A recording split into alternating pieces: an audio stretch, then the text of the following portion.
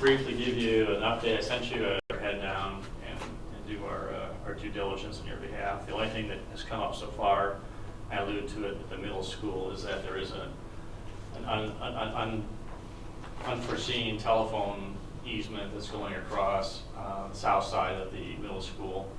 And we work with a lot of utility companies, and I've been pleasantly surprised at how proactive CenturyLink has been in terms of trying to figure out some solutions to try. They were surprised too how much it just eclipsed the southeast corner. I mean, a big corner of your property is just basically creates like a moat between the two of them. Unfortunately, it is a fiber which supports school, EMS, other systems, as well as a 400 pair copper line. So, again, it's not very often where you call someone or email someone, you get a call the same day back, and they're very proactive, very positive. So I've expressed great appreciation for that. So if we can, but we want to make sure that we can cost effectively get that adjusted. For sake of discussion, if it was just exorbitantly priced, well, we'll just have to go ahead and figure out our solution essentially. But on your behalf, we're asking them to look at that. I did chat with Tyler a little bit about that too. He says, well, the board has to get involved. Maybe we can get that. But I just do not play the board card yet. I want to first see if we can go ahead, work with them. So that's all going well. And then the second page is just a tentative schedule month by month to kind of give you an idea. So if people come up and ask you, where does it stand or why haven't heard anything back, you can say, explain to them, we're in process and there will be more additional stakeholder feedback solicited from individual groups. And we have gotten a few emails from patrons that have been very helpful, some good insights. Responded to one so far, and I want to respond to as well too. And then we're definitely going to invite or make sure that Lindsay or administrators have their names and make sure they get invited to participate in those areas that they're interested in as well too. So really not much to show. Next month we anticipate coming back and actually having some more handouts for you and having a little more time to talk about where we're at in the overall option development. We won't go through a full slideshow, but we may have some pieces that I just show you and explain the progress we're making. And I did meet with Tim Pizzetti today for and Lindsay for, gosh, it was a good 2.5 hours talking through athletics, and it was very, very fruitful. I think we got a good handle on that at this point in time. We're going to generate some information, do some validation back and forth, and then go from there. So anyway, I'm really here to kind of give you a snapshot, answer any questions that you might have, make sure you're comfortable that we're on the right path. If you have any redirects, but I think that this is in keeping with the intent and the vision that we've set forth and talked about previously. And I'm excited. We can get some great. I'm really excited about the middle school. We have some great options that I hope we can cost effectively deal with this encroachment. Not encroachment. They legitimately have an easement that it's of record. So anyway, any questions that you might have or input, comments?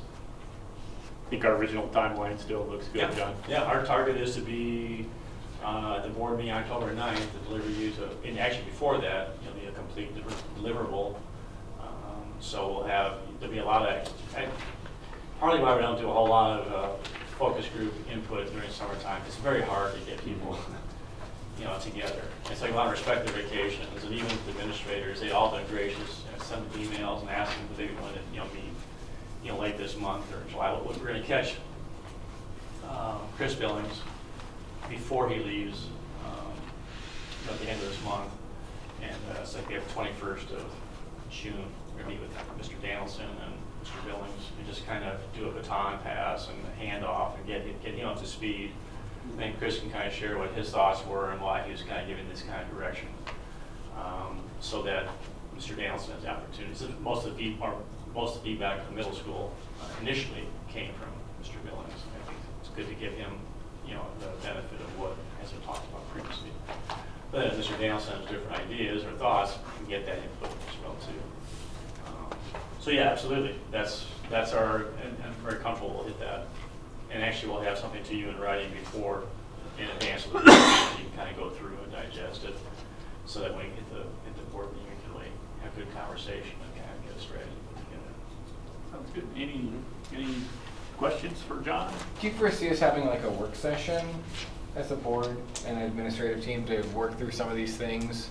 Or is there sufficient time in a board meeting to, like a normal monthly board meeting, to work through any discussion or direction that we need to provide? Yeah. I mean, what does it look like? Actually, it was very helpful to have a board work session, last time, we had in February. Yep. And we'd be very open to that, because we want to be respectful of a board meeting. So that's really a good point, Brian. I think that if Mr. Beecher and Gail and the board can kind of look at some dates, if we want to do that early October. We could also deliver to you before the board meeting the report. You want to look at it, and then we can just have a meeting maybe the following week or whatever work session works out. Or we probably could try and hit just a little bit earlier, very, very late September. But I think part of the challenge is going to be, I'll make sure we get to the committees and have time to respond. And we found historically that end of August, when people are starting to get back into the, get close to Labor Day, we could probably get some committees put together. But even then, it's a little hard.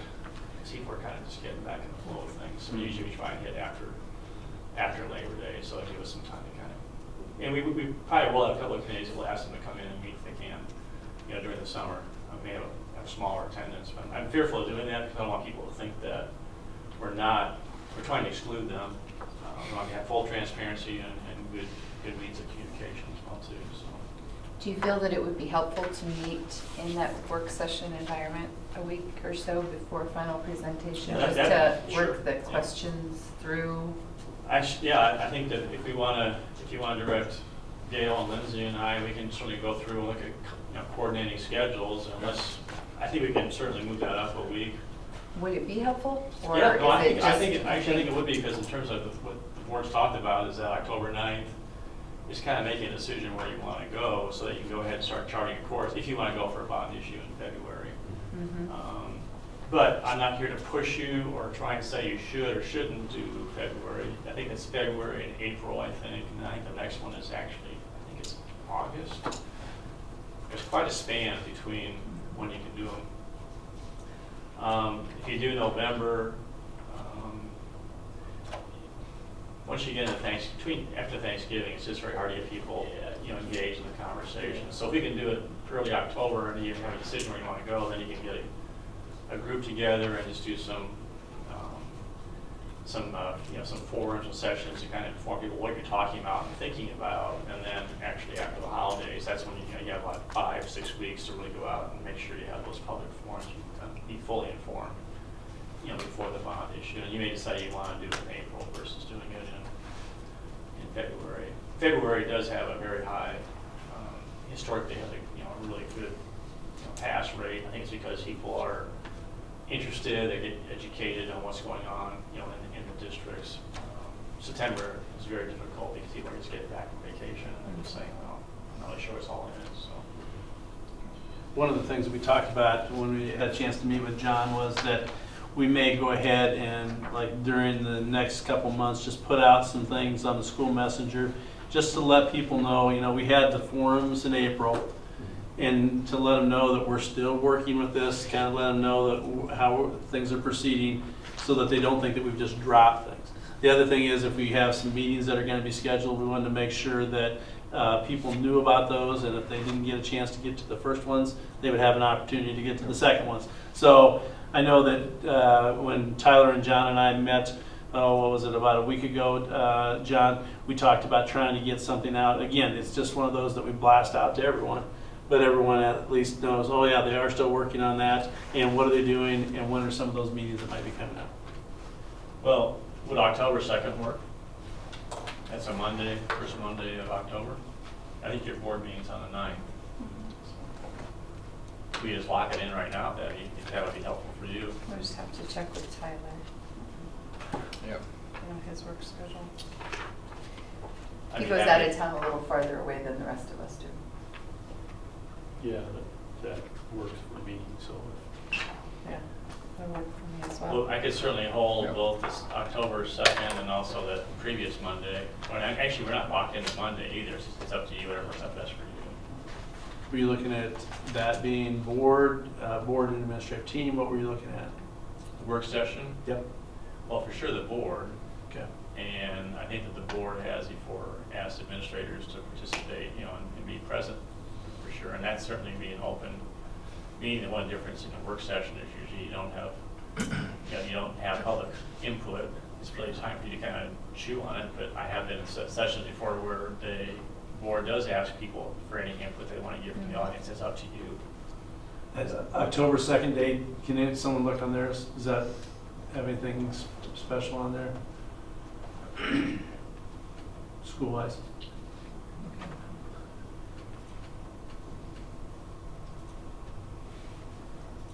Volleyball, middle school volleyball, JV football. Okay, thank you. We'll check with Tyler and see if that works. Well, I'll just put it down right now, and then if Tyler says no, he just can't make it work, and we're certainly very flexible in terms of making something work for everyone. That'd be good. Any back row questions for John? Everybody good? All right, well, thank you for coming in. All right. Thank you. Thank you very much. Thanks.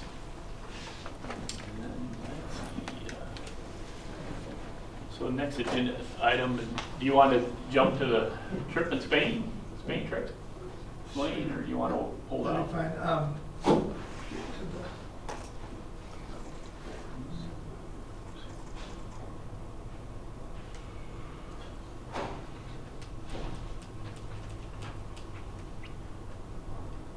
if you look at the, she has some notes in there if we can call you right now. This is something that's been happening for a long, long time. Maybe you can tell us, it's been going on for how long, Q? Just Predated me, so that's a long time ago. So it's not like a new thing. There's been years when they haven't gotten enough, so they haven't gone, but then every other year they look at it. And usually every other year, the fourth year, they have enough, and that's what we're at right now. And so it's looking good. They're gonna go during spring break. That's what those dates reflect. So it's something that's been going on for a long time. Also, Becky Rice is the old teacher that used to do it. Now she helps do it for the company that we go with. So it's pretty smooth, pretty easy. It doesn't take a lot of work from our end, and just gives opportunities for students to go. There was a question that came out, do we supply help to students in need in these? Typically, in most of our trips, we don't do that, but there's a lot of times when people step up and help with that in different ways, just as they hear kids in need and stuff like that would like to go. So there's no real framework how we do that, other than a little bit by chance and how people hear about it. So hopefully that answers that question as well. Any questions beyond that? Thanks. We need a motion or anything? We will later on. Okay. Okay. The E-rate Category 2 update. Do you have some information for us, Jason? I don't know how familiar you are with E-rate. It's the FCC program that if you look at your bills for cell phones, for cable TV, there's always like a USAC charge on there. That money is collected and then given back to public schools and public libraries. And it helps with technology for schools. And what it does is we base it on free and reduced rate. So the higher the free and reduced rate, the more discount or the more money you get back. Now we are at the minimum, which is at 50%. So right now for our internet, we get 50% of that money back for our purchases. It was telephone, long distance, and local services. They've discontinued that because it's kind of going by the wayside, remember? So this year, Mr. Beecher and I spoke, and he encouraged me to write an RFP for Category 2 funding, which is internal connections. And usually we have never been eligible for that with our low free and reduced. But I said, well, it's not going to hurt anything to try. And there have been some schools that have received funding, so I thought, we might as well do this. So I wrote a 20-page RFP. So if any of you are bored and would like to read it, it's some great stuff, some techie stuff, Brian. I'm in. You'd be proud of me. So what I requested is I requested a new wireless, new live network, which is our switches, our routers, our hubs, and so we'll keep the internal cabling, but we'd upgrade everything else to industry standards right now, or 10 gig, so we'd have a robust wireless network. Right now, our wireless network at the intermediate, middle school, and high school is about 10 years old. And right now they're saying if you get 4 years out of it, you're doing pretty well. So we don't really have any major problems. I think our administrators will say that we do have some hiccups once in a while. But we did this, and I know the elementary is still on the old antiquated airport base stations, if anybody remembers those. So I wrote this, and it came back, and I had two bid quotes back. One was $210,000, and the other one was $300,000. Now, if we receive that, we'll get 50% back. So the district's price would be $105,000. Okay? So when I accepted the bid for the lower one. Now, I put two criteria on that. One is that we receive funding from USAC, because if we don't receive funding, that's $210,000 that we'd have to find. The other one is that we received board approval and there was board funds available. So if either of those two criteria are not met, we're under no obligation to proceed. I just wanted to bring this to your attention that it's out there. I know I just want to get my kind of foot in the door here with, this is on the horizon. Sometime we need to do something about it. So are there any questions? Jason, one of the things when I met with John and Sean, the question came up, like when we put that RFP out there, and you know that there are two at least that are out there, are those, and how should I say this in a politically correct way, are those viable vendors? In other words, they're a vendor that maybe we've either dealt with or that we know that they have a good reputation, so that if we went with them, we would know that we were going to get a quality product. Yes. I wrote that into the service provider criteria and contract requirements. Some of the things on here are, they have to be insured, they have to be bonded. There's all these criteria on here. The two companies that we have that gave us quotes back, we have done business with before. One is Oxen Technology, which is the HTS, which built our wireless network and our wired network for the buildings already. They were the higher bid. The lower bid was Communication Innovators, who did the wiring for the middle school, the wiring for the high school, and the video camera systems. So both of them are quality. If you ask anyone in the state of Iowa, they've done business with Communication Innovators and been pleased with them. So.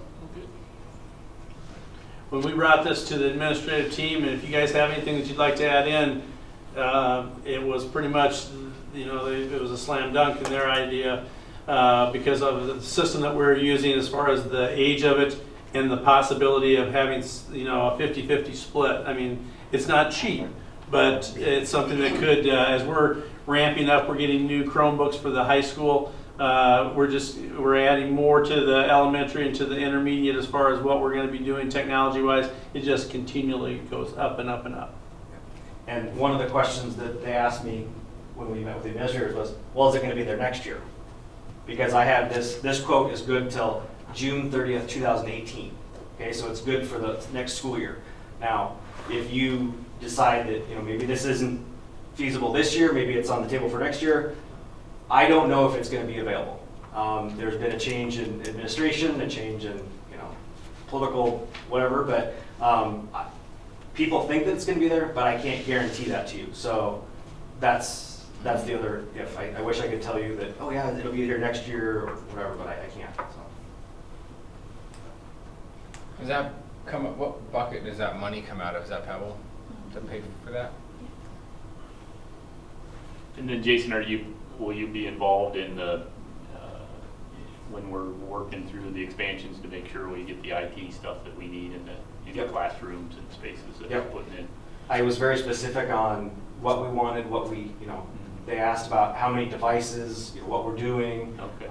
I wanted to make sure that we're, it's built for tomorrow, not built for today. Yeah. So, Yeah, but even with the long-range plan with HALA, you're involved in that as well, is what we're gonna need there for technology for those new spaces. no, Okay. I'm not yet. Okay. So, You may wanna make that connection and make them keep you in the loop so you can look at it and say, hey, are we where we need to be or not? That comes from experience from at the bank where my IT people would get in on the tail end of things and then be like, well, you did it mostly right, you know, so we want you up front. I appreciate that. So, all right, well, thank you, Jason. Thank you. Thanks, Jason. Okay. District priorities. Anything that, looks like there's a couple that have been changed to red up there. Anyone want to comment on that? Or are those ones that maybe? That's from May. Oh, okay.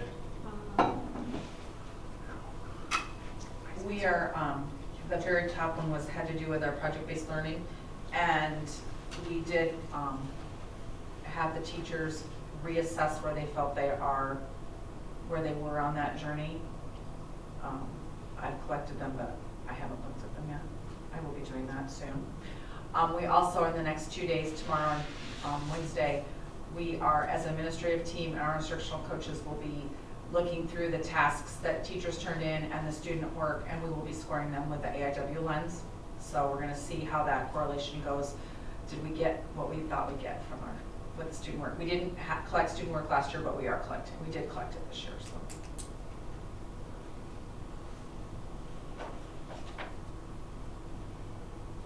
Anyone else have anything that they'd like to add administratively?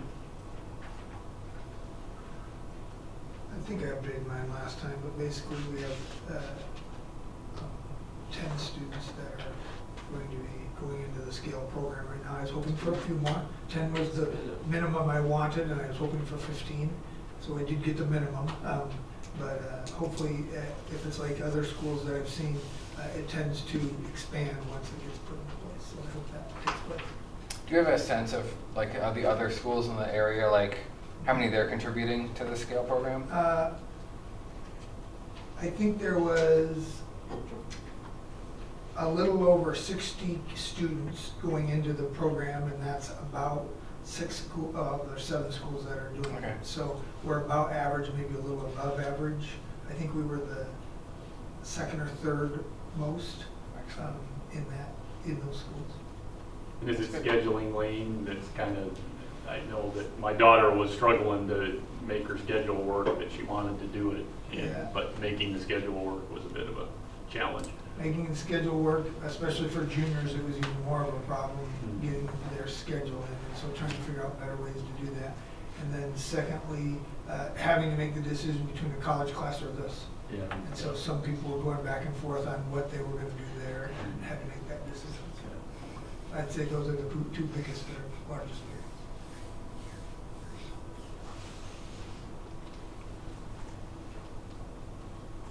Anything else? Any questions from board members on the district priorities? Okay.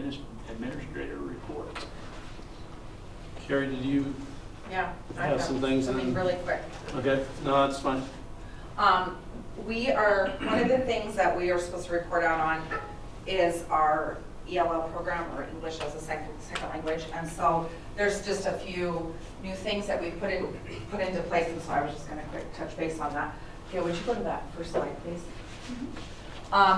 So what are the requirements that we have? Well, as a student comes into the district, whether they're kindergarten, 1st, or 10th or 11th grade, they're going to take a home language survey. If they indicate on that survey that there is another language spoken, then the district is going to assess that student for their language proficiency, and you have to do that within X amount of days. 30 days if it's the beginning of the year, 2 weeks if it's after the school year has started. The ESL teacher is the one who administers that. It's called the TELPA screener, and then they will score that.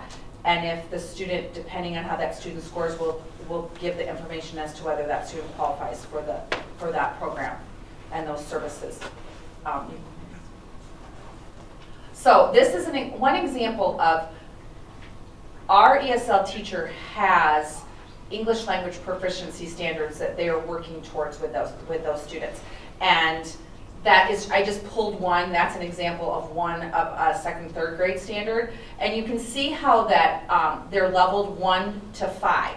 So when those students are being assessed through this program, if they're, the level 1 is they might not even, they don't have a very good understanding of the English language. A level 5 is when we're going to get ready to exit them out of the program. So I just kind of wanted you to see what that looked like. So when our Sarah Dodge has been our ESL teacher the last 2 years, and now she is moving on, and we have a new person, Julie Toscano. So when she's working with those kids, this is what she's reporting out on. She's looking at where they are in the language acquisition leveling of that. And then she's also, you know, she will push into the classroom and work with teachers on that too, see how the student is doing in the classroom, you know, consult with the teacher on strategies that would be beneficial to that student. So like I said, just wanted you to see that. You want to go to the next one? Okay, so we have a new state assessment. Last year was the first year that we did it. It's called the ELPA 21, and it stands for English Language Proficiency Assessment for the 21st Century. And what it measures, just what I say there, English language learners' mastery of the communication demands of the state's rigorous academic standards.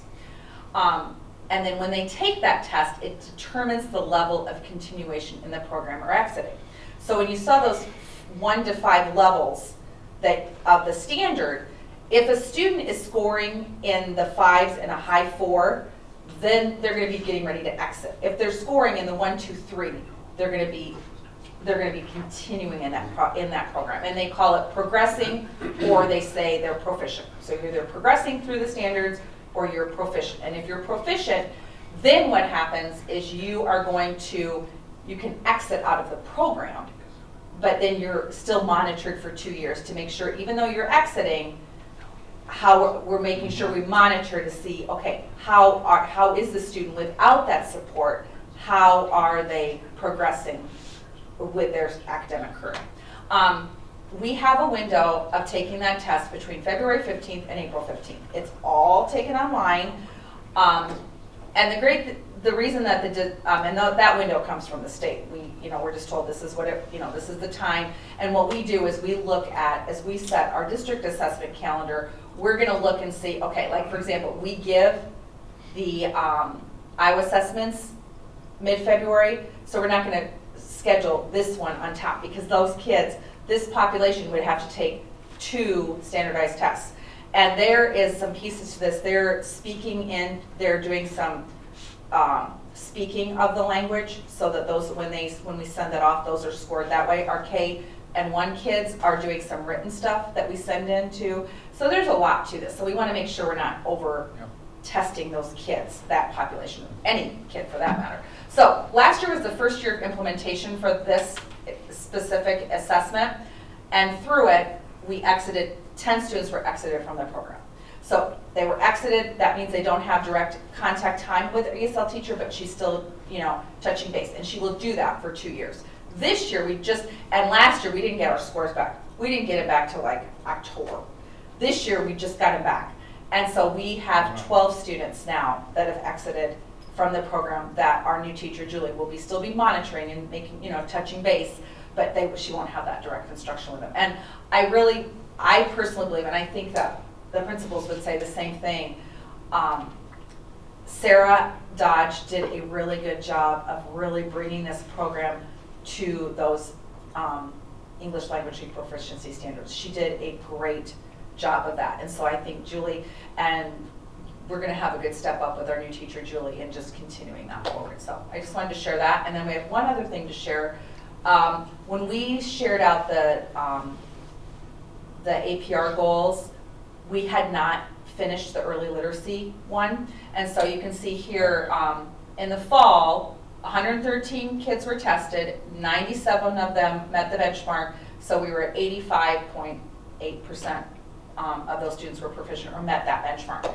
In the spring, we had a new student that came in sometime in between the fall and the spring testing, and 106 of those students met the benchmark. So we went from 85 to 92.98% of our students proficient on that benchmark. And the thing that I think is still is interesting for you guys to know is that that composite score is a growing target. And I'm sure you've heard me say this more than once, but the fall composite score that they're going for is 34, and in the spring, it's gone up to 68%. And in the fall, they're not doing a reading passage. In the winter and the spring they are. So that becomes the big crux of part of that composite score. Do you want to go to, I have one more slide. I wanted you guys to see this in the fact that, okay, so you can see we're the top of that blue. 92%, 92.98% of our students are proficient. But that blue dotted line, that's where Heartland fell.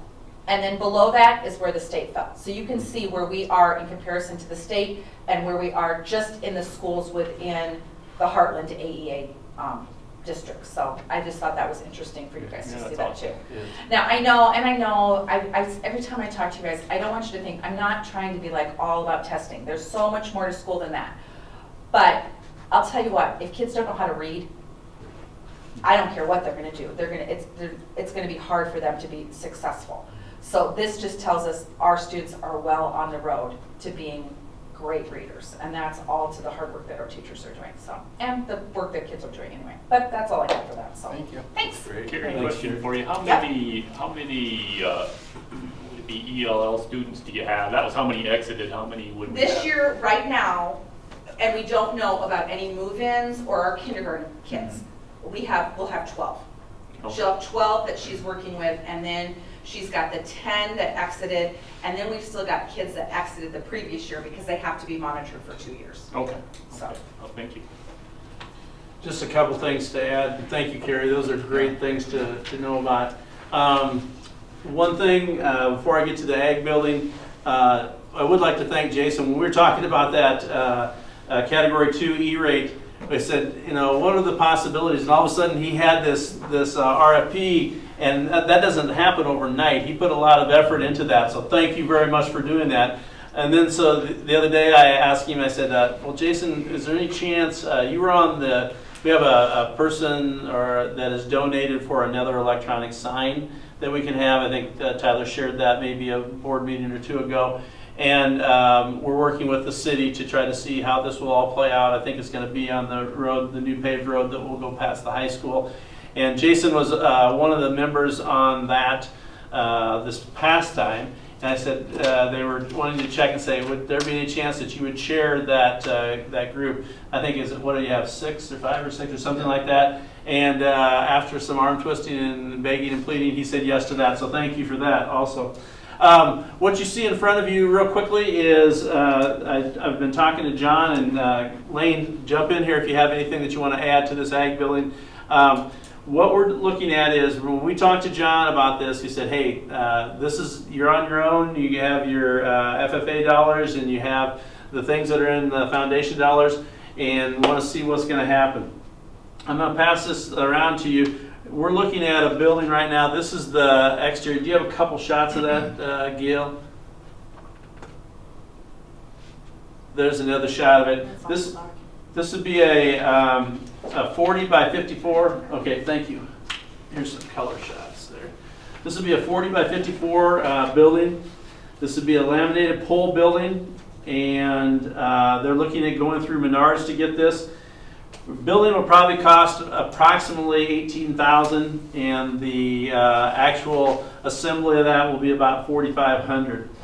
And you can take a look at that if you want to see any information on that.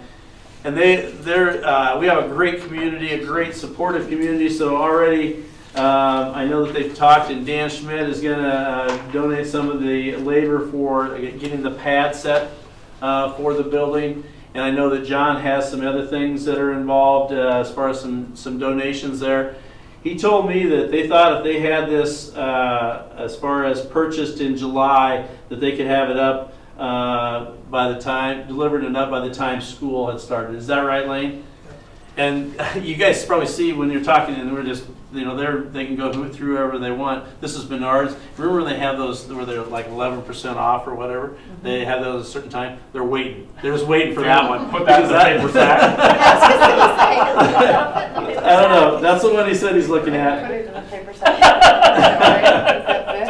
I will say, Oh my gosh. the bigger change was that this actually comes in at a lower cost than what originally Yep. had thought it was gonna cost him to do it. So this makes it so it can be done quickly and easily, fast. So that was a good thing to have. Appreciate the work he's done on that. And again, what they will do is they'll take their FFA dollars and they'll take the foundation dollars. So they're putting it out. If you think about our property, if you've ever been out to the garden, it's going to be in the southeast portion of our property where the line is right now. I know we purchased some acres past that, but I think they're going to center it up on the east side of the garden. And is there anything else, Lane, that you can think of? They're excited about it. I'm excited it's happening. We've been talking about it for a long time. Yes, yes. Do you have any questions on anything out there? If you get a chance, go out to see the garden too. That is really cool. And if you really wanted to do something, the FFA will go ahead and they will talk to you about why they chose some of the different things and you know what they put out there. It is really neat, and what it does is it goes back to the food pantry and goes back to the school. So another There's good also thing. an orchard out there, not just a bird orchard, and also a beehive. Beehives, yep. Oh, there it is. Beehives. Do we have to run power out to this thing? Not as of right now. You said no? No. Okay. They'll pour a pad in. Right now I'm not. I don't know if they're pouring a pad. Are they going right? with it? I understood it's still gonna be just be a dirt. Oh, okay. Yeah. Or, yeah. Anything else as far as anyone else want to jump in on anything administratively? I was gonna update on a few things. The Costa Rica trip came back. The students were safe, number one. That's what I like to hear. This hasn't been going on for a long period of time, so it's always a little more interesting when you're going out of the country. But I've heard all positives back, and just Carolyn even emailed me and said she was excited to talk about the PBL project that occurred on the trip, and how that looks. So this is kind of big time, where they're not just going. The unique part of this trip is they're putting things in action, and it really is project-based learning at a high extent. So it's good to hear that. Also, the band and choir took off this morning about 5 o'clock for Chicago, and so I was up nice and early this morning, getting to make sure that they were all taking the right things on the trip. So I get to be the good guy. But they were excited about it. It was fun to just listen to them going out, and so I appreciate the teachers and the students making that happen. Also, as Jason said earlier, we are getting Chromebooks next year at the high school. We did a little differently, where we talked to some of the student council reps and had them do some volunteers on who wanted to represent the students on which Chromebooks we should get, and give them some voice and choice in that. So we're kind of excited that they got some input, and we went with the one they ended up wanting the most. So that was good to see as well.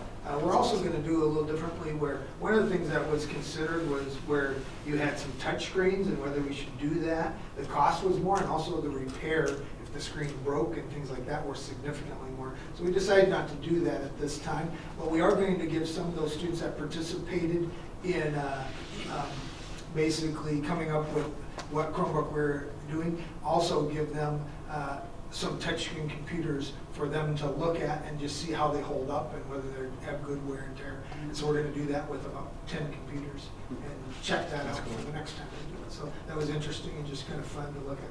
A little bit of project-based learning in that respect as well. Just putting it into action in little ways as well. Very cool. Anyone else like to add anything? One thing, Tim couldn't be here, but he did want me to just let you know, and I can shoot this to you. I probably should have just put it in the Dropbox. But I think it's something that's interesting. We talk about it. He has it as a spring sports recap. Listen to some of the familiar things that happened as we looked at 2017 as far as the spring sports. Girls golf, conference champs, state qualifier champs, 4x8 state champs, placed 14th in the state. Boys track, conference champ, state qualifier runner-up, placed 15th in the state. Girls golf, conference runner-up, regional runner-up, placed 8th in the state. Boys golf, conference champs, sectional runner-up, Tommy Doyle qualified for state and placed 1st as an individual. Girls soccer, conference champs, state qualifier. Boys soccer, conference champs, state qualifier, placed 4th. That is quite a spring. That is quite a spring. So I think that we're looking at celebrating or whatever. There's some good things happening. I think that it's moving right on into the summer the way it sounds.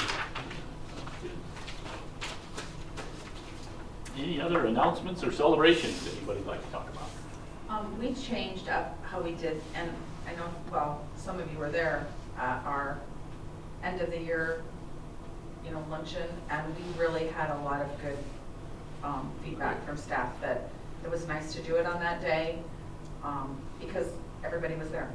So thanks for letting us, thanks for supporting them.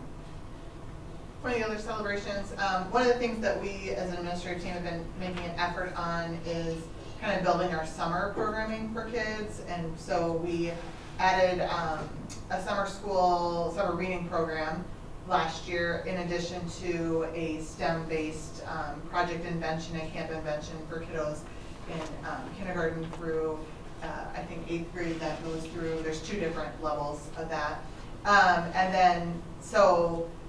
And then this year we're added a Lego camp. It's called Bricks for Kids. So, and then in addition to an outside camp that comes in and runs called All Aboard for Kids, which is for all students, but pay special emphasis to students who are on the spectrum to make sure that the programming meets their needs specifically. But just to let you know, today in the district we had Bricks for Kids started, we had Invention Project, we had All Aboard for Kids, and tomorrow summer reading program started. So we are a busy, busy place.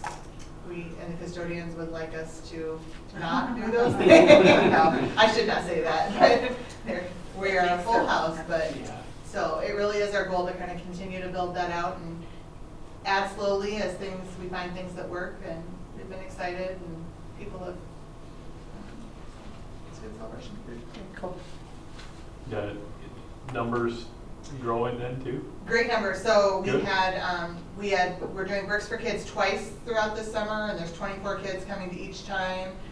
Invention Project, which is just for middle schoolers, which is sometimes a hard age group of kiddos to come. There's 23 kiddos, I think, coming to that camp. Project Invention, which is the elementary intermediate age level, I think we have somewhere around 6. I think it's 70, somewhere somewhere around 70 kids coming to that camp. That's awesome. Yeah. Yeah. So Great. yeah, we have great numbers. Okay, board reports. Do we have any board reports anybody have outside of the normal? I talked to Tyler a little bit. We had an opportunity a week ago today to go. The city council had some questions about, we're purchasing 4 acres. I think you're aware of this, as far as I know you're aware of the purchase of the 4 acres. But I think they wanted to know what what we were looking at using this for, the land. Right now, it's we're using it for, it's kind of speculation if we're going to need to build on that or not, and it's also to make sure that we keep alive our option that we have with Mr. Upstill as far as for future purchases. They also wanted to know if we had any thoughts or any suggestions about if we were going to annex that into the city or ask for that.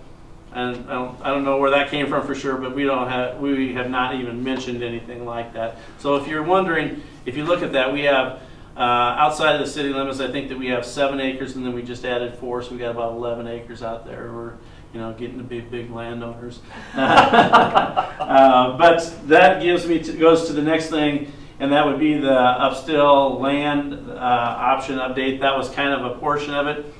So then what happened was that we had the scenario where we're kind of waiting now for the city to move a little bit on the approving their portion of that, that even though it's not in the city limits, it's still within, I think, a 2-mile radius, and they have some jurisdiction there. Gene Upstill, we talked to him, and Ryan Forth usually does the farming out there. We got 4 acres that are sitting out there. we don't want to let 4 acres sit out there and turn into weeds, right?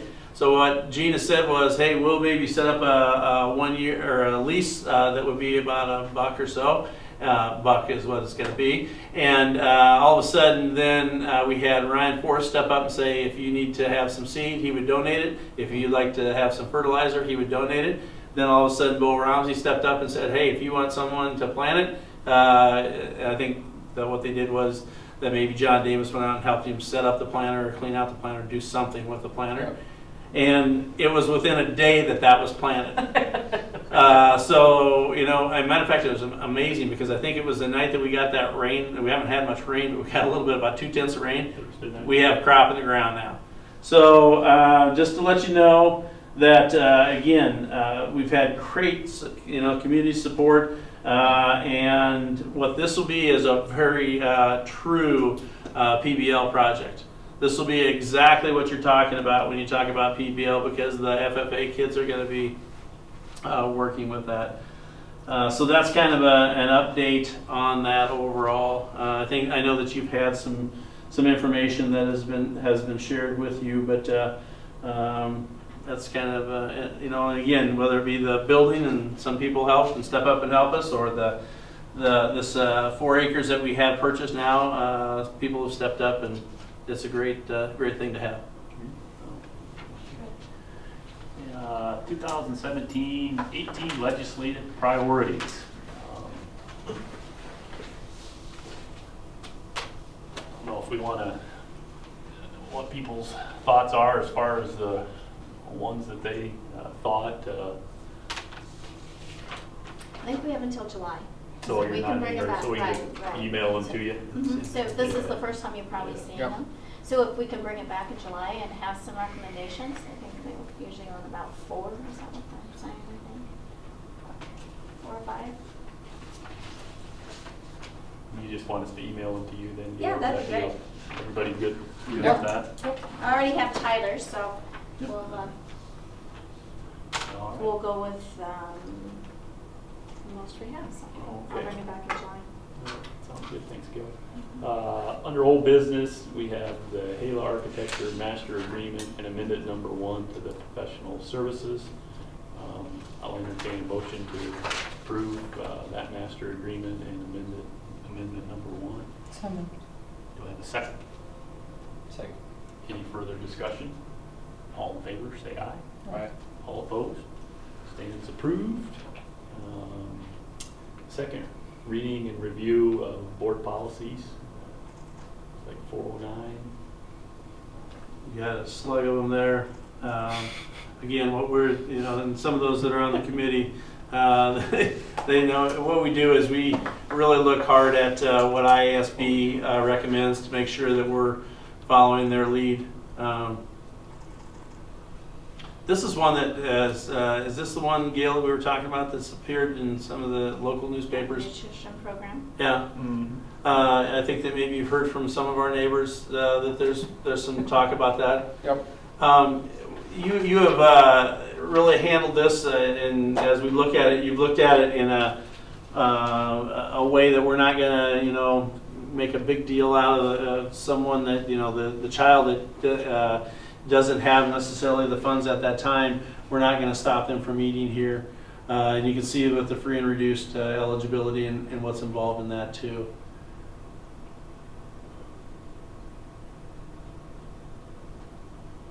The only question I had is in some of those policies, it has the brackets of wanting them to say who's going to do that. Are we going to? We'll fill those in. Get those all filled Yep. in. Okay.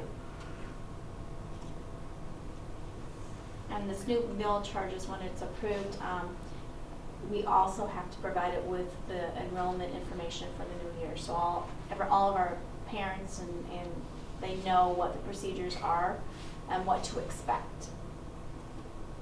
That's part of the policy.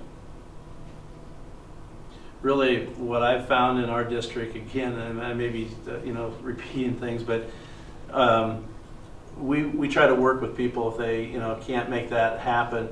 And people have been very good about working with us. And if the bill is X amount of dollars and they maybe can't do it all at once, they'll work with us. Good. Good.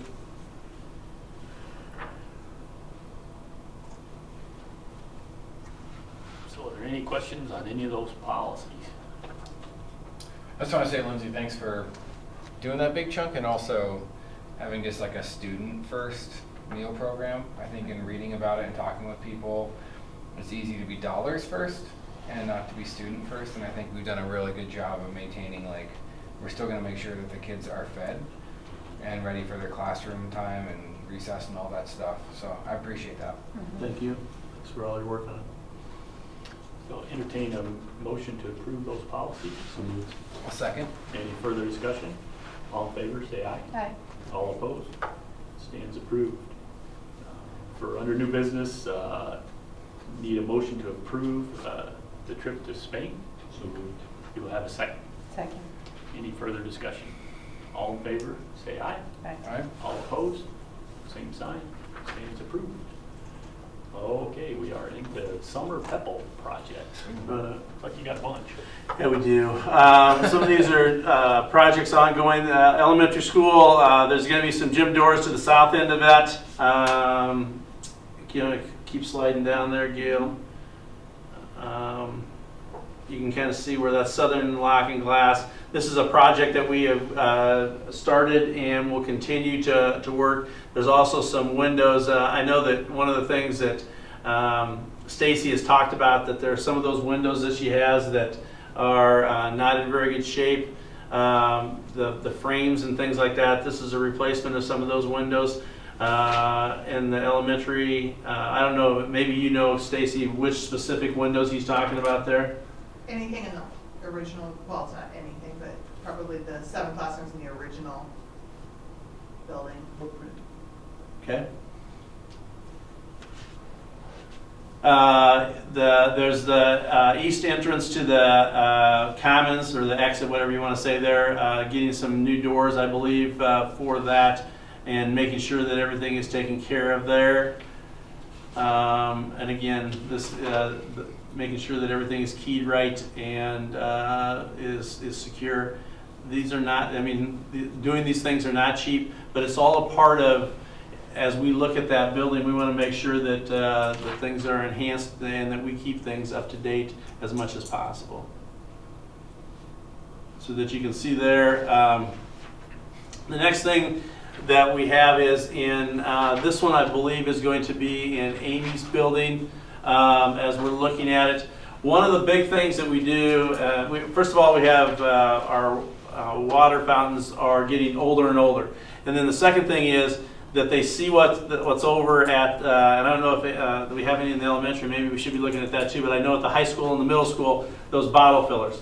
Those kids carry water bottles around all the time. That's great, that's what we want to have. So we have 2 bids, or 2 price quotes that are there, and this would be for changing out our water fountains to have water bottle fillers. Anything you want to add to that, Amy? Just, not even just bottle fillers, just newer fountains. They seem to always be breaking and not working, and so they just need an update. So we're excited. I believe that Clouser came in, those bids were very close. Clouser's bid, can you scroll down for me? This is Clauser's, Okay, and it came in at 10.68, and the one above it was 11.83. okay. So recommend the Clouser one at 10.68, is that what you said? Mm-hmm. I want to keep going.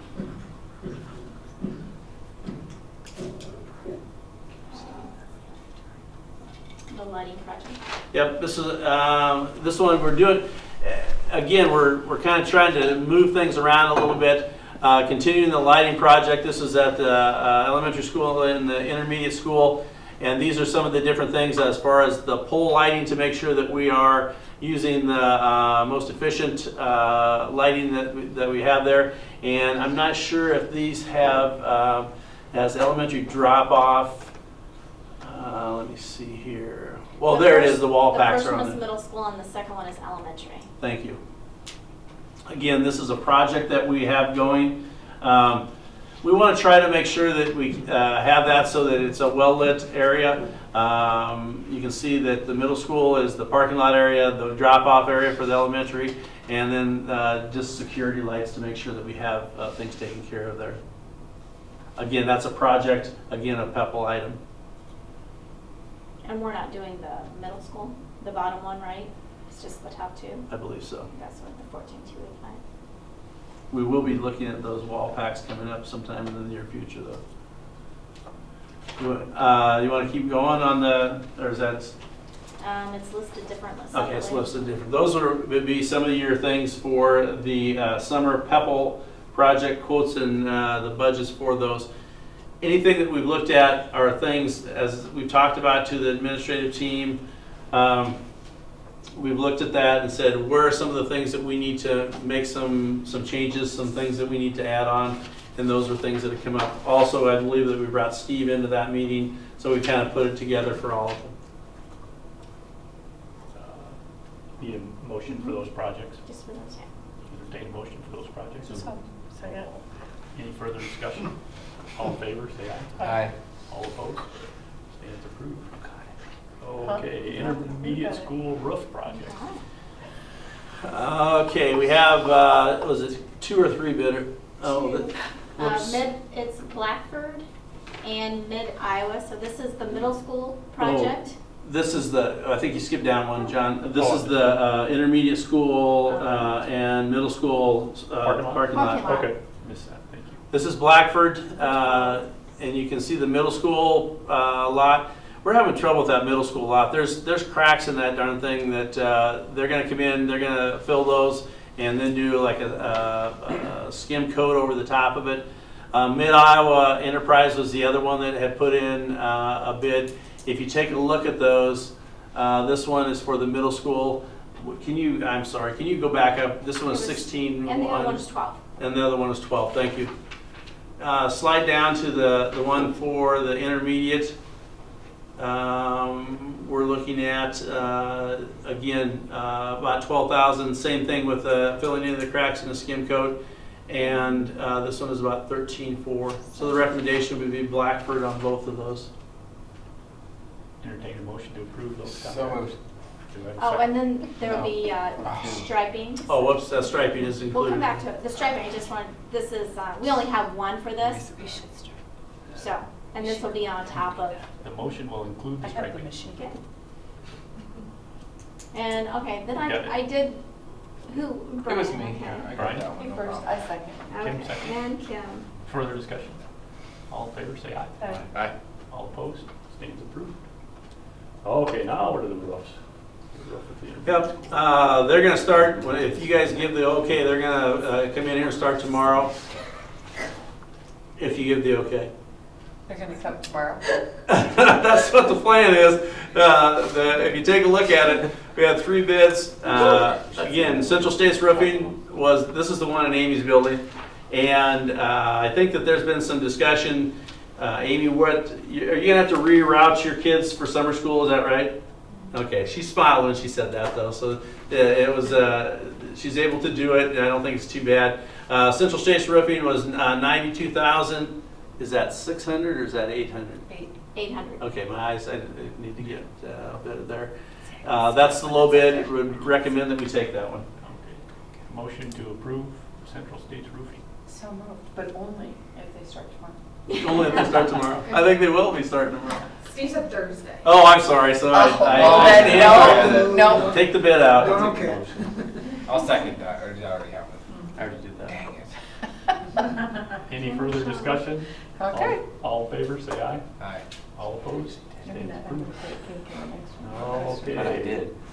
Yeah, you did. Landscaping project. Yeah, I'm gonna have to have some help with this one because I know some of the different things. I know the recommendations, but would like to go ahead and I'm gonna have each of the building principals talk a little bit about theirs. One of the things that I've heard them say is, we gotta make sure that we look at our building, we make sure that it has that curb appeal, that it really looks nice. And don't get me wrong, people are working very, very hard here to try to make sure that everything is nice, but this will enhance it even more. So I'm gonna ask Amy to talk a little bit. Whoops. I have, this is just the summary. I do have pictures on here. Okay. I just want to bring up some pictures. I do. Amy, can you want to talk a little bit about when you're talking about front island and the art room and that type of thing? Yeah, so I just thought, what could we do? Bare minimum, there's a lot that needs to be done. But we're gonna pick away at it. So this island here, we're gonna rock it and put some benches in there maybe. And then that mess underneath the evergreens on the other side of here, they're gonna clean that up. We talked to Lindsay quite a bit. We've chosen to go with That's what rock she's just talking about. because it is less to maintain, and I just think we'll teach the kids from the beginning. If somebody is going to do something, they're probably gonna do it whether it's all right there or not. So we'll just talk through of what's acceptable, what's not, and we have good kids. They'll be okay. Why did you want to put rock on the other one, Amy? What was the reason? Was it the grass was, you getting nothing there? Yeah, it's definitely, see, if you look at that area, it's just kind of, there's not much of a stand for grass there. I think she even talked about putting a bench there, is that right? You're doing a bench to kind of make it a little more inviting to people getting picked up And or then dropped the off. third spot is that there's like a little island there in that circle drive. So that already That's is already done. done. That's beautiful. That's me. That, you're actually on mine. That's elementary. Go ahead, Oh, no. go to the elementary. That is not. I thought This you is were breaking. how- No, being beautiful. So then there was one other piece that he quoted, and I guess we just need to talk about. I had him quote the whole south side because that is a hot mess also. But I guess that's just where we need to talk, because I said I don't know if we'll be able to do all of this. Is that where you're talking, Amy? Oops, she just had it. Right here. Yeah, that's the other island. Were you talking about the south side between the building and the Yeah, Matthews or whatever Yeah. there? yeah. So that's, Right they there. bid them all separately, so we can kind of pick and choose how much we want to do or are able to do, but that we would clean that up as well. And a big piece of that is trimming those trees. I think that would help a lot, because that's part of the reason why we're not getting the grass, because it's so shaded and there's just mossy stuff growing, along with cleaning up the side of the building. Don't we have a group of kids that want to like tackle that? for I project? think that she did have some that, And they did two Project-based learning. sections. Uh-huh. It looks good. It looks super good with It those looks kids. awesome. Yeah. Yeah, that was part of third grade PBL. They really did a great job. I think part of the issue is they do it once though. This is something that has to have Right. ongoing Like maintenance. maintenance, Yeah. Yeah. we talked about trying to do maybe the top three and then maybe doing the south side next year. The south side is pretty, that there's a cost there. I mean, that's a big stretch, but that's also a curb appeal type of thing too. This, go ahead, Stacy, this is your area, and tell them a little bit about what we were talking about there. So part of the issue that we ran into the elementary is, if you recall a few years ago, we widened the sidewalk. And when we did that, it kind of screwed up the existing landscape that was there. And so what's the maintenance staff did is kind of put in a sort of a temporary retaining wall. So this is kind of homemade retaining wall right there that you see. It's probably not tall enough nor stable enough because kids are going to walk on it. So we just need to go in there and kind of make it a little taller, because right now what happens is it rains and everything just falls all out. And B, make it more stable, because kids walk on it, bricks fall out, and then that's not, that's not what we want either. So just something that's a little bit more permanent. On the opposite side, Gail, I don't know if you can see. Now, I will tell you, in our bids, This is upside down. there was a picture of it. Earlier? Yeah, I think before the picture. Little flower beds. Right there. Yeah. So right now, that's our retaining board, and it's a board. I think it actually might be the leftover form from the concrete, but that's what holds in our. So I will tell you, one of the landscape companies has included in their bid that they could do something about it. The other said they didn't know that they could do anything about it. So, I think, I'm not sure exactly how it's pieced out in the bid, but it's a little bit different. But I just feel like that's not necessarily the most awesome look. When you look at that, what she's talking about right there, that as you're right next to the building, that's the concrete. That's the form. I mean, that's Yeah. Well, and then that's the concrete that's behind it is literally the foundation. foundation. Exactly. That almost has to be rock, doesn't it? So I just meant then it wouldn't wash out. Exactly. Well, I'd like that to not be a board. It would be Right. nice if there was some like retaining wall or Would it something look like. silly if you had rock in there? No, and I think you're exactly right. I think rock would be exactly what we want to put in there. Yeah, and then Yeah. do away with the Yeah, poles. absolutely. There is some existing, like, the actual plants, there's some things in there. If you recall, you know, my staff kind of got together and did some things, and so there's some of that in terms of we can borrow and steal and kind of do some work around there. I think that there isn't actually a lot of new landscaping that has to be, I mean, an expert could move it around and make it look pretty good. I think in terms of that. There's a couple other secondary places that would be nice. And then we would like to replace some of those mulch areas with rock as well. I think just in terms of when we talk about upkeep, mulch is just one of those things that, again, when we're talking about the amount of manpower and hours that we have, there's many places that we can use rock for our landscaping. It's gonna look better longer. Okay, so this is the back corner. These would be kind of my tier 2, tier 3 places that if I had a choice. So this was a student project that was done a few years ago with a teacher who has since retired. And this just is, it's a tree that has other things around it.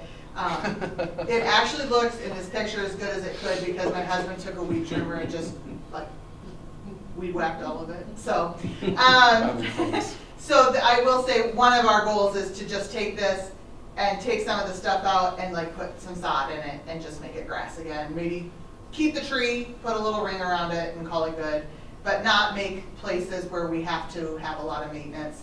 And then the last place is along the south side. Dee Dee Hazelhoff had gotten a grant and built a little butterfly garden. We have kind of like 4 sections, but now we have a couple other sections that Do we have a picture of that? It's in there. You had it in there. Okay. Keep going. Then we'll be back to Amy's. That's Amy's son's. Sorry. That's Amy's. Here we go. So these are on the south side of the elementary. So they're just kind of, there's some spirea bushes left, there's some other kind of greenery, but for the most part they need to be kind of torn out and rocked. Kind of. They just need to be cleaned up and. It's the only thing that'll grow back there in the summertime is cactus. To be honest, I know, you were exactly right, John. They are like pots. I mean, yes. So I had just one question as I was looking at this. Yes. As you were going through continuing discussions with Hala, are we thinking we're gonna potentially do anything with that front entrance? And if so, And that may be a conversation that we have.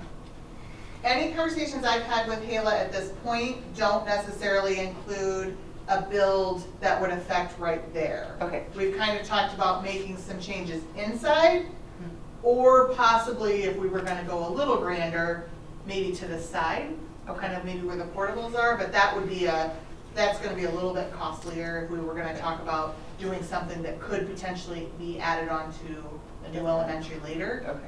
So if we wanted to. I was just thinking if we could just throw rock in for now and not invest a ton in that front entrance, but if you think it's gonna stay the same. I have, it's like not I a said, big the deal. options that I've heard so far from Sam and John have pretty much been that facade isn't gonna change. Okay, not that it's a big of a deal. No, but- absolutely, I agree. I will have you know that when you go back to that south side, that butterfly garden, I helped with that. That explains a lot. I think we should make that A lot of sweat and tears A lot of good that did. a board Yeah. project. Okay, so here's the Yeah, stuff work- on a work session. Saturday. Work Yeah. session. So you can kind of look at where things are at. And they go to Brian's house. And again, you know, as we looked at it, you can see there's 2 vendors. That's what you see at the top. They've done a nice job, and thank you, by the way, for. Do we have something wrong? No. I quickly threw this together, so I was. Amy, is there something that you're not seeing there? No, you're I'm trying to figure out what she said to me and Oh, I'm sorry. sorry. What we kind of looked at was the fact of trying to see if there was something. When I talked to as we were looking at this, I said maybe the south side for the intermediate that we maybe look at that in another year. That takes you down a little bit there. I don't know what your thoughts are. That we do need to do something out there though. That is not really what you call very attractive right now. So if I can just speak freely, I guess I would say if we're gonna have somebody come out and do this and we have a bid, we're never gonna get a better price on it than when they're already here.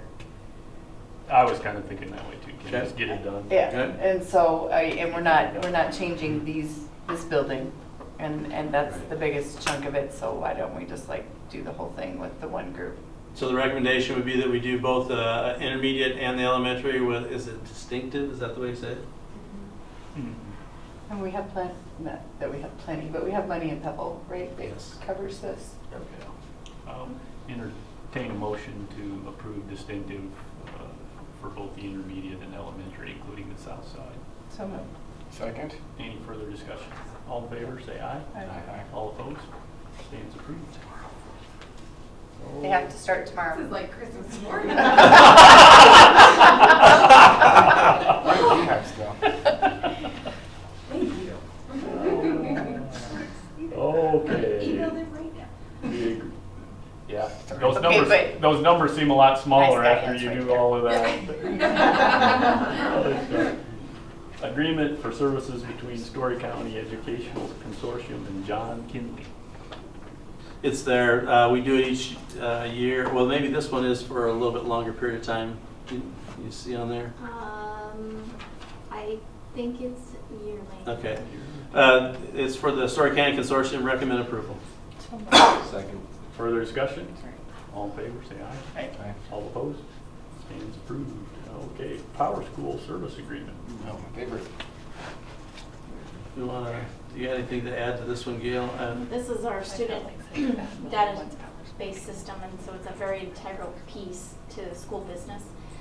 This is the software for grading students and everything, the money that's linked to the students, and we take the information and upload it to the DE for all of our reporting and things like that. This and the finance are probably the big two power sources, so. And then plus, everything else that goes into those. That's what it is. Okay, have a motion to approve that So contract. moved. Oh, go ahead, Sean. Okay. Sean got it. I'll second. Sean, go ahead. I'll second. Hey, that was really good. That was perfect. Yes. All in favor, say aye. Aye. All opposed? Stands approved. Okay. Need a buzzer. Grantwood AEA Computer Service Agreement. Now this is our finance piece, our finance license. Okay. Want to make sure we get that one in there. Recommend approval. All right. Do we have a motion to approve? Do it. Brian? So moved. Second. Further discussion? All in favor, say aye. Aye. Aye. All opposed? Stands approved. Okay, our contract with DMACC, concurrent enrollment. Yeah, that's kids have an opportunity to do the concurrent enrollment situation. Recommend approval. It's a great opportunity. How long have we been doing this? Oh, geez. Long time. Yeah, might have to go to Q for that one. 15 to 20 years. How many students on average? Mr. Billings, any idea how many we have on average? I mean, I know it's I a actually shot. presented that about a year ago to the board, so if you want to look at the minutes. But there is a lot that do either through DMACC or Iowa State or a combination, and they're also where they go to DMACC, but also where they take some classes here online through DMACC as well. So there's a bunch of different scenarios. But I know we figured out our average student who graduates with like, I think it's just over 10 college credits. So that tells you how many are taking it. There's a little bit of money we get for that, but it doesn't cover the cost element, but there is a little bit of money. We also spend quite a bit of money Yeah, to have our students. we spend a lot on do it. tuition. So, We provide. Ballpark, do you have a a lot. ballpark number for that? Yeah. No, but that's an interesting. Yeah. I think the last time I I'll looked report that at it, next time. That'll be an interesting fact. So is there a oh, sorry, go I ahead. think the last time I looked at it on the budget, and I don't know, it'd be $68,000.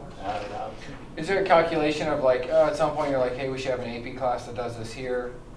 Like the dollars? I don't understand how like the calculations work necessarily, but Well, we have increased our AP classes just because we don't have a lot. But a lot of our parents, when we took the survey, expressed they wanted college They like courses, this. not AP courses. So we haven't greatly expanded that, just for that reason, Yep, looking at the that makes data. sense. But at the same time, giving that option, if parents don't want to send their kids to college, I think is a good option, meaning they don't want their kid going down to Iowa State or going to those classes Yep. all the time. It gives them an out. So we haven't increased it, but I don't intend to do a lot more increasing of AP, maybe 1 or 2 in the future, but we've kind of met the mark that I was after to at least better serve our students from the survey data. Excellent. Entertain a motion to approve that DMACC contract. So moved. Do I have a second? Second. Any further discussion? All in favor, say aye. Aye. All opposed, stands approved. And, okay, the first reading of.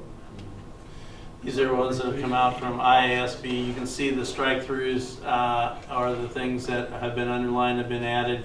They're just making sure that they keep everything up to date.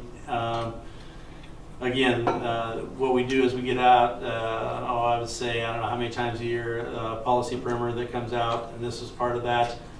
This happens to be on the organizational meeting.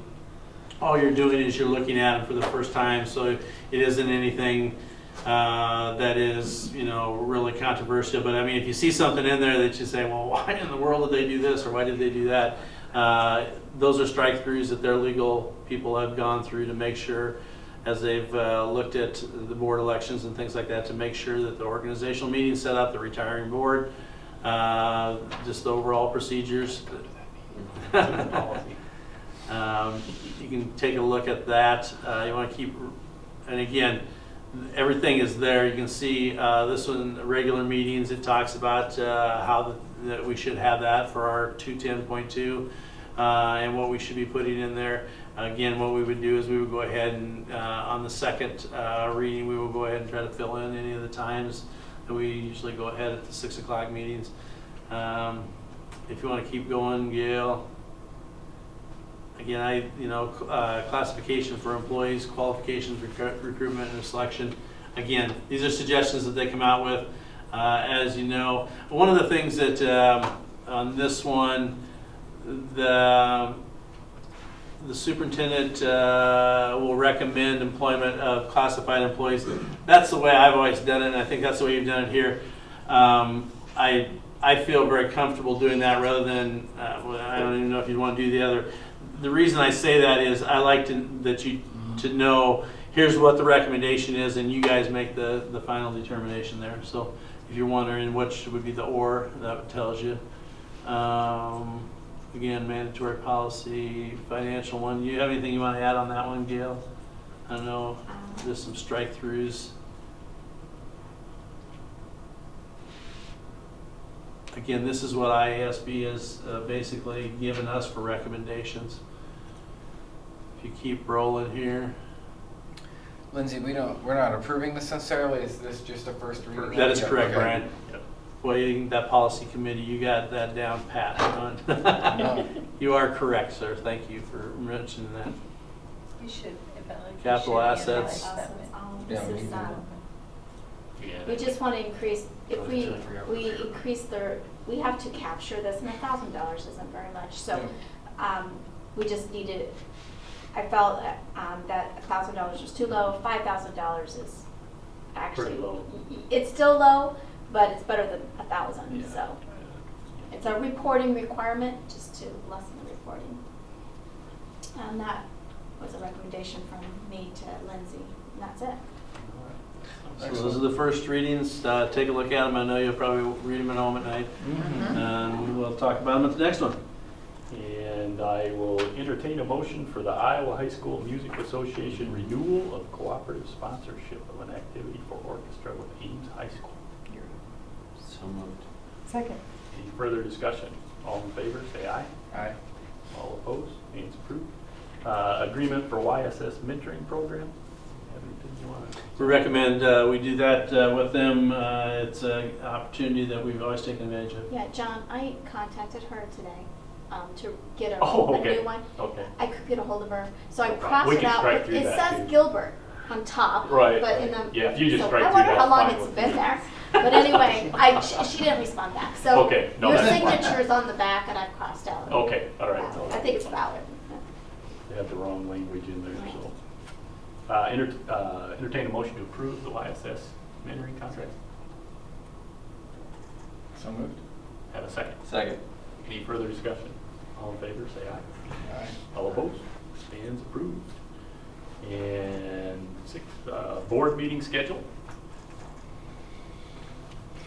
Okay, this is just a working document, so it's good for me to use when I know what's coming up for a board meeting. So I've already made adjustments on it tonight. You know, HALA, I was going through and they're gonna come, so we'll add a HALA to, but the dates mainly, I used the dates we've used. I've looked in the past 2 years, trying to gather as much information at these board meetings.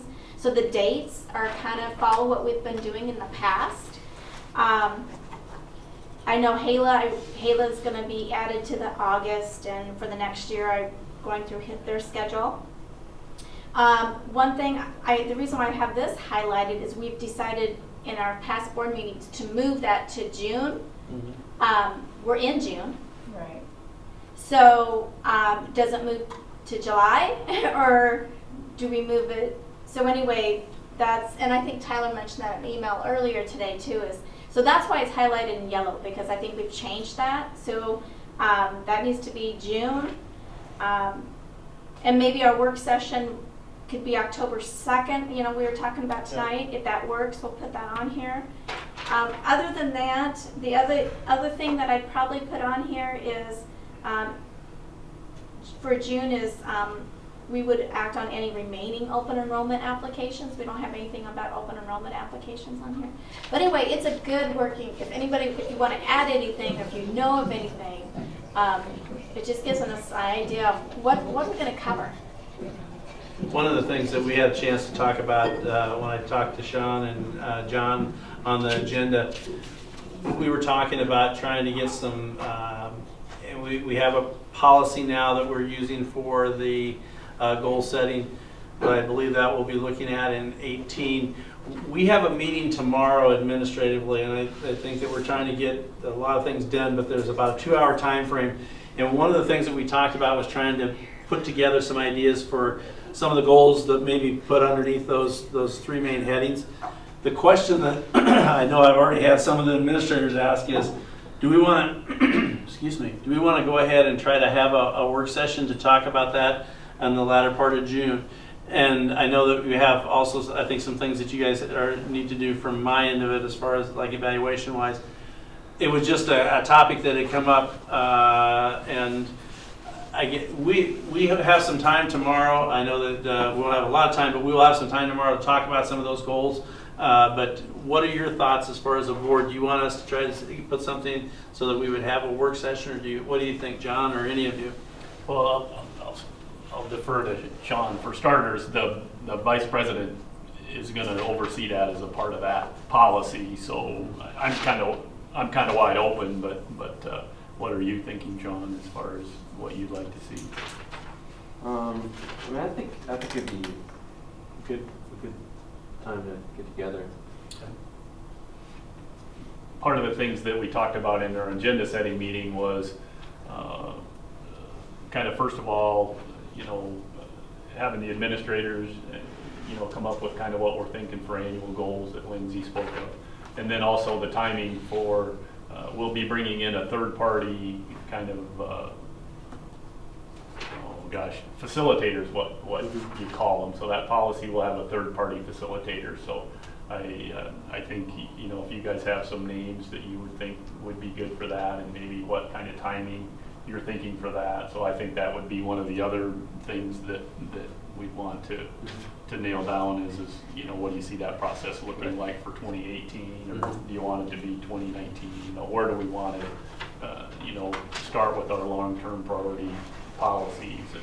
And it looks like it's kind of lining up for 2018, but I'd be glad to hear from board members as to, you know, what you're thinking. Well, since we're kind of behind the ball, just because of the way we've changed things this year, Right. you know, would it be possible for Lindsay and your team to pull a list of ideas together, and maybe the board would just meet in July, you know, honoring some time off for our administrative team, and we could kind of talk over with you the ideas that you have with your administrators, and maybe we could meet. I know August is horrible for you guys, but I would rather, you know, can we put things into a Google Doc or Yeah, I think that's- something? yeah. And I know we can't have meetings, Mhm. you know, secretly, but maybe if ideas came to us and we could just kind of be working on it Sure. behind the scenes, would that work this year? That's all I was thinking, is just because I think next year, 2018, I think we'll be in full swing. It's just kind of just get some ideas on the table. What do you guys think? September's way too late. I mean, we all agreed Yep. when we changed plans that we want that to be, you know, what our focus is when school starts, right? So, we're way behind the ball this year.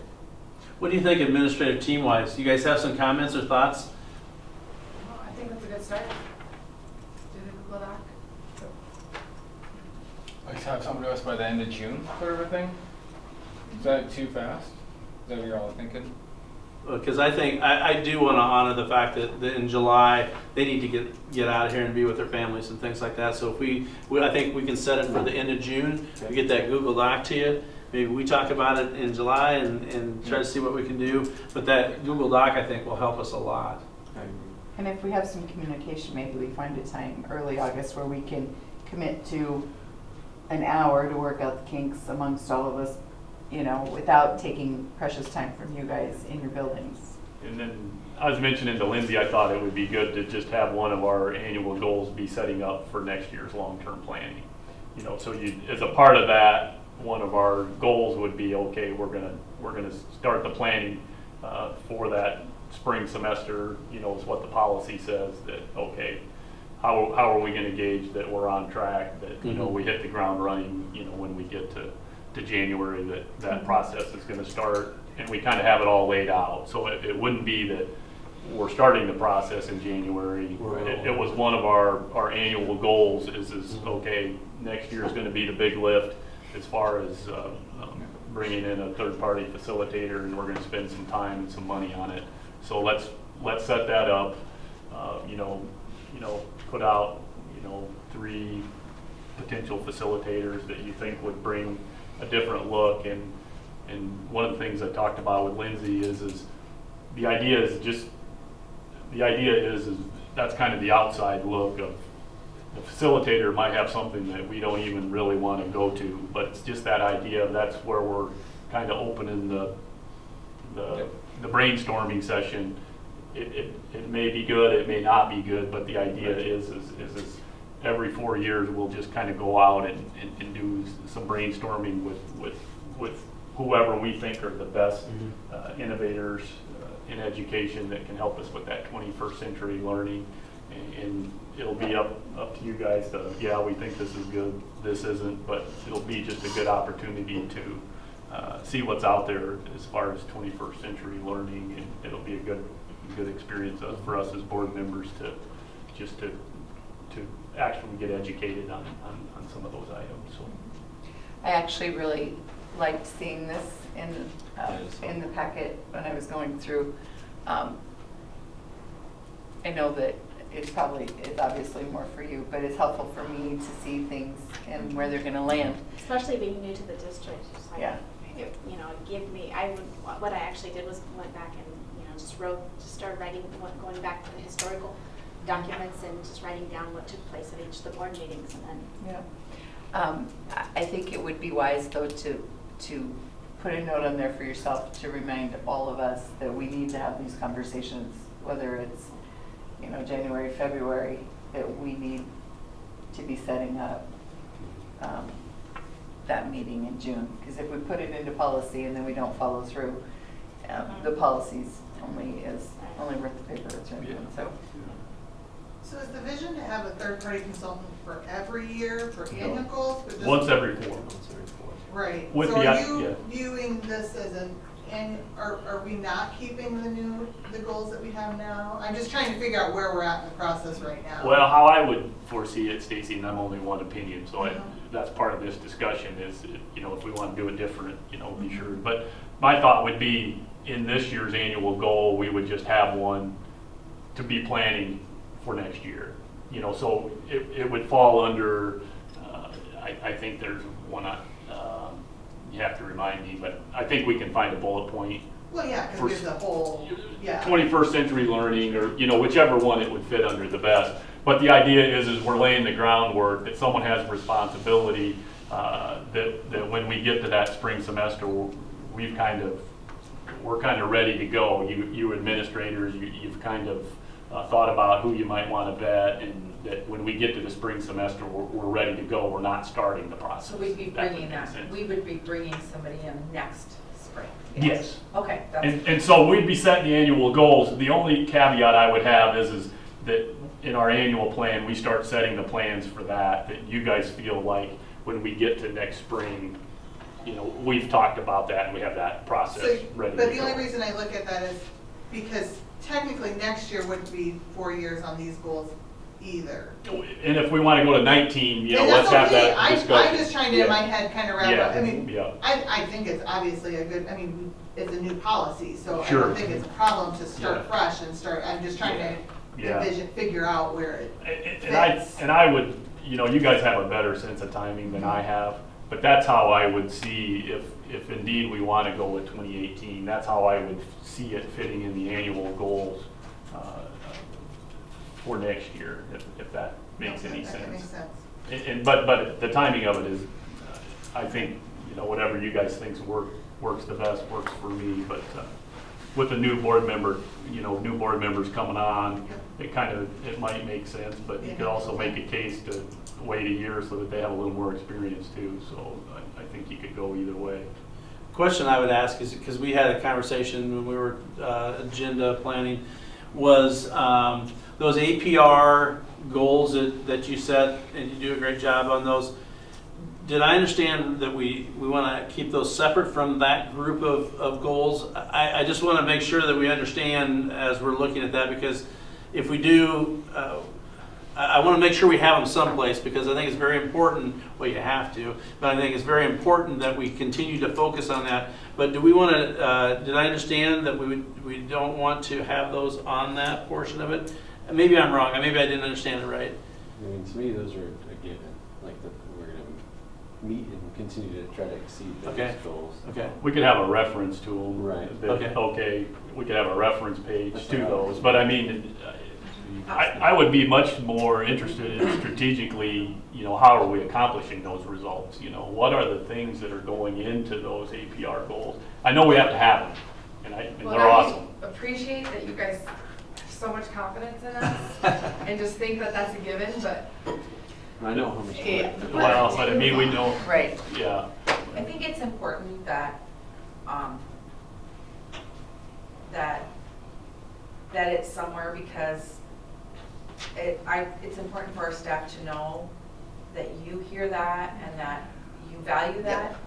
And I was just going to say, I believe that it's fine that those goals aren't, you know, on the poster, you know, that's displayed everywhere. But I love the fact that everything is encompassed in that one working document that we use every board meeting where something turns red. I think it brings attention, and like you said, it does keep me in tune with what's going on, in addition to just the district goals that we list. So if it's not going to be encompassed in the yearly goals, that's fine. But I'd like to just look at one document in preparation for the board meeting where all of the accomplishments and are changing. So you're saying that each of those building principals would go ahead and do their annual or their APR goals, but those would be the ones that were turning red and making the They would switch. be in addition. In addition. So if Okay. those goals are listed, if we, Gail, can you pull up the district priority sheet that we look at? I'm not trying to complicate things, I'm actually No, trying to do just the opposite. That's fine, I just, So in my mind, if we have this and it's 21st century learning and we list all of those things up there, I'd love to just have the APR goal happenings, if you will, down at the bottom of this. I just want to have the one document that they can go to and they can fill in, hey, I did this for 21st century learning, or hey, I did this for whatever. But by the way, look down here, this is what I'm accomplishing for my APR goals. Yeah, part of what interests me, and I don't know if this is possible, but, and I know we've had some, some back and forth on this, but as a board member, I would really like to know what are the approaches that are underlying those terrific scores. So I know that an incredible amount of work goes into getting those APR scores. So I mean, I'm not dismissing it that gosh, we can just take for granted that you're going to be performing in the 90th percentile. I know what it takes to educate children. It's a big lift. But I would like to dig in rather than from my high level, what I'm seeing is okay, we got a 94 and we got a 92 last year. There's really not much strategic as a board member that I can get other than I know you guys are doing a great job and we're doing the things we need to be doing. So this isn't a function of not having the confidence in what we're doing. Whatever we're doing is what we need to be doing. But I'd really like to peel into those and say, gosh, this is why we are so successful. These are the strategies that we're using that are making these APR goals so good. And now is there anything that we need to do to leverage those, not just for the sake of the assessments, but to say, okay, gosh, this is the level of, is expert, is that the right word, or proficient, and then there's what's the next level of, you have, Yeah. but you understand what I'm saying, and so we could have a goal inside of this that is just our own goal, that we say, hey, we want to expand, from the proficient to the excellent. It's outside of the APR goal process, but we could say, hey, these are the strategies that are really driving these 95% scores. So hey, let's use these strategies to drive going from proficient to excellent, but it's outside of what we have to do. It's just these strategies that we should even blow out more because it's working so successfully. So it's really just kind of peeling that apart for us as board members, because for us, we don't know what as far as what's driving the successes. Why are we able to perform in the 95th percentile? So it's those strategies, maybe pulling those strategies out for us so that we'd have a little better understanding, because I get the sense of we just don't understand everything that goes into those APR scores that you guys are putting it down, and we don't, so. Then maybe like the steps, because we're doing everything you're saying. Right. So maybe I just need to be more specific What? in those. Yeah. And in support of what you're saying, for example, Carrie, when you updated us on, I want to say title, but that's not it. ESL. Okay, so, we're in the 90s, right? 90s, 80s, I don't know. 92. Oh, Okay. the early literacy goals. Okay, the yeah. early literacy, so we're there, 93%. right? And the state's at 60 and the other group's at 80. What are we doing that they're not? And that was the thing that popped into my head, and I thought, well, I'll just visit with you, and try and figure this out. I'll just ask you a question later. But John's exactly right. For us, we get to hear so much more than the average person in the district, right? So is there somebody watching this right now thinking, well, we just have more money, or we just have better teachers, or we just have smarter kids? We don't have more money. But you know what I mean? What is it that's made our kids reach this? I'm thinking about what you're saying and then what Amy had said. I think that, some of the things, the trainings that we've had teachers go to and come back and then kind of train the trainers where we had our teachers working on what kind of interventions, the research-based piece of that for those students to move from this level to this level. I think that we need, I think those are things that we could definitely add in there. Yeah, and To our spark that patrons need to conversation. know that, because our patrons, if our patrons are like I am, every time you guys have a PD day and I had to figure out childcare or whatever, or the kids are home driving me crazy, whatever it may be, it's kind of like, what are they doing? Well, that's what they're doing, and I think our folks need to know that. And I think by having those in there versus what I would say is, just, the bottom line results, by having those strategies in there and you guys pick out the ones that are most important, then that helps us to, make that more of a focus, that we can say, hey, here's what we're focused on, because we know that's going to drive those 95% scores. So in essence, those APR goals are built right in by the function of, hey, we're getting down to the driving strategies in that, and maybe that's difficult to do. I don't know. I don't think But you guys know them and we don't, and that's where I think some of our actually does make sense. struggle lies in trying to understand those APRs, because we're very proud of those scores as a school board. We know what makes that happen, so we thank you for those efforts. Anything else on regard to the schedule? Thank you for putting that together. That is really well done, Jill. The consent agenda, is there any items anyone wants to pull out for consent agenda? For the bills, the only bill that really drew attention was the very first one, and the varsity scoreboards, the new scoreboards, which is donated to the athlete booster. So other than that, very limited, but watch out for next month. And It gets tougher. Yeah. So other than that, so those are the bills. The financials. Just wanted to briefly go over the cash balances look good. General fund recap of a month or two. The revenues. The revenues are up 2.7 million compared to a year ago. So, and then for just to give us our idea of the breakdown of salaries and benefits went up a little bit from like 78 to 78.8 I think, or 78.9 up to 79.10. But this is how the breakdown of what we're spending and how we're spending our money on our expenditures. I really like that report, Gail. Very you get a lot of information with only one page. Yeah, it's like first thing I do is look at salaries and benefits. Is that where we should be at? And so it's just a snapshot. So it's then the PEPL information, very limited. I just gave you a couple items that we spent.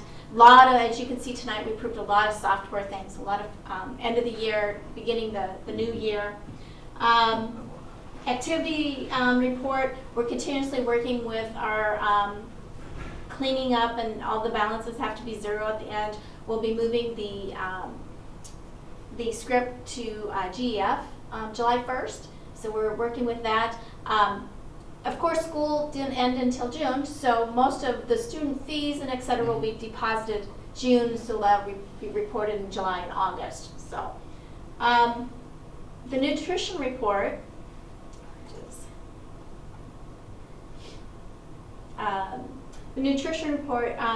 our revenues are $104,000 more than last year, and $70,000 of that is because of a la carte. Our a la carte had increased. So I thought that was kind of a nice kind of a tip of. Do we change something? A la carte's offered what, just middle and high school? A la carte is at, I don't think elementary does it. Intermediate, we started offering a second sandwich, another option. So they had a sandwich that they have two main entrees, or a second sandwich that they could have choice. High school is a full-fledged, they have a lot more. So a lot of kids eat our a la carte and not our meals, but they're eating, I guess. And if their parents don't care and they're paying for it. And it still fits within the guidelines of the... They don't have to follow the guidelines. You just have to offer it. The main meal has to follow the guidelines because that's reimbursement. But the a la carte, some of the things do and some of the things depends on what it is. Everything's Bacon. And so the other thing I wanted to, our expenses in nutrition is a little $6,000 more than last year if you take out the transfers and the adjustments, because that really skews the report. But the cash balance is $60,000 more than it was a year ago. Yeah, that's great. So, so then I just threw in this report, just because I had it and I thought it was interesting. You can get a visual of, first thing you see is our expenditures went down compared to 15 to 16 in general fund overall. So this, we spent less in salaries and benefits, so you can see the blue line's a little bit less than the year before. It's about like 2013.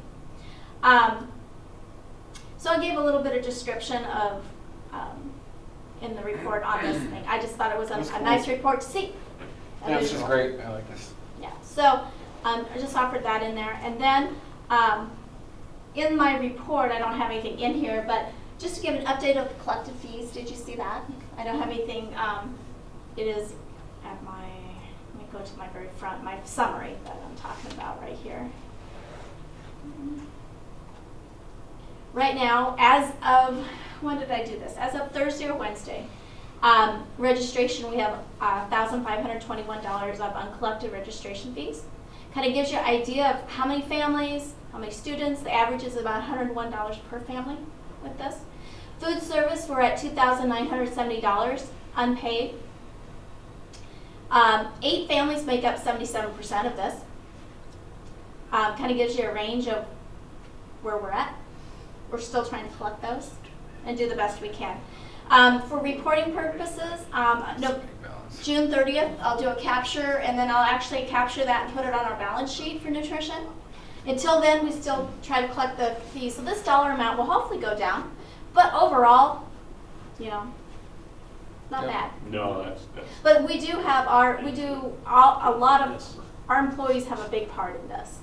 It takes a lot of work to stay on them, and honestly, we have a lot of kids spending a lot of money, and if you're free or reduced, you still have to pay full a la carte. And so some of those families, we're not sure where they're at, but that's where. Yeah. There could be a good strategy behind that. These are the kids that we really need to, have in our strategic thinking of. They're going to have a lot more pressures on them than the other students. Not necessarily more, but certainly it's one of those things that I think we can lever that information to do more good with than simply collection. And I know we all are thinking that way, but I think when we think in terms of what you guys already know, okay, these are the people that are going to need the most assistance potentially. So well, we and can leverage that. not just the most assistance, but sometimes they're the kids that are the hungriest. And, I mean, it'd be nice. There's no guidelines on a la carte food, right? I can't say that for sure. One time they had to meet certain, but I mean they serve ice cream, so maybe it's like. No, I mean like as far as what we can charge and things. Oh, no. So really, truly, if Nutrition a la carte continues to build, couldn't we take 5 cents out of every a la carte item sold and stick it in the slush fund to take care of some of No, these? you can't can't do it? You can't do that, no. That's a good idea, though. You can reduce the price, but you can't move the money.